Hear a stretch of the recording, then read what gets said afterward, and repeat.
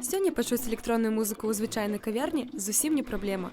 Таксама, як і ажыццявіць свае крэатыўныя музыкальныя ідэі. З чаго пачынаюць дыджэі? Музыкальнай адукацыі ці проста моцнага жадання граць сваю музыку? Началось все с того, что я начал создавать какие-то первые песни, какую-то первую музыку. Это было совсем не профессионально. Это были чисто эксперименты. Я ими раньше до моего начала как-то пробовал, но это все откладывалось. У меня это было как-то все на втором плане. Безумоўна, патрэбна маць разуменне, што неабходна круціць, націскаць, уключаць. Такія базовыя веды можна атрымаць у спецыяльных школах. Ну, это чисто андеграундная школа была там, кроме патефонов, мониторных колонок и какой-то базы винила, больше ничего не было. Люди приходили для того, чтобы понять, что такое музыка, как играть, как на ощупь пластинка, как песни сводятся. Ну, то есть первые базовые техники диджейства. Але толькі базовых ведаў недастаткова. Каб атрымаць дазваленне выступаць у кавярні або клубе, патрэбна мець добрую рэпутацыю сярод слухачэй.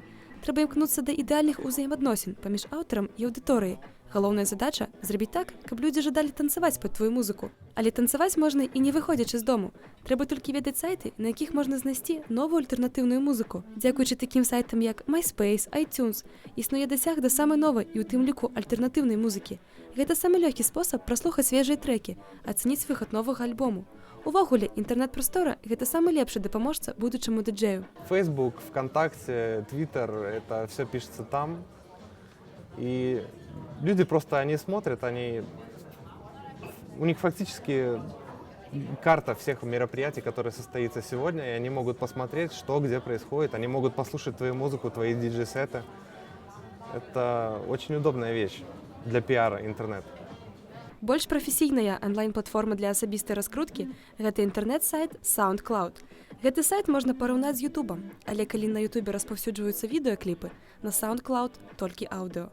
Дарэчы, менавіта тут ёсць магчымасць не толькі выкладваць сваю толькі што створаную музыку, але і быць заўважаным музыкальным прадусарам. Калі ў цябе ёсць асабісты прадусар, то ў цябе ёсць гарантыя быць пачутым. Што такое літоўская электронная музыка сёння і якая яна будзе заўтра, распавядае адзін з вядучых экспертаў у піар-індустрыі. Я думаю, что литовская электронная сцена сейчас в данный момент процветает просто. И я жду момента, когда это все выплеснется за границу. Так уже масштабно. Есть какие-то люди, которые уже там выпускают, гастролируют, но это поодиночке. Я жду, пока вот целая сцена уже будет заметна как бы на Западе. Дзеля таго, каб атрымаць запрашэнне на захад, адзінага піару недастаткова. Трэба асабіста імкнуцца да прафесійнага ўзроўню.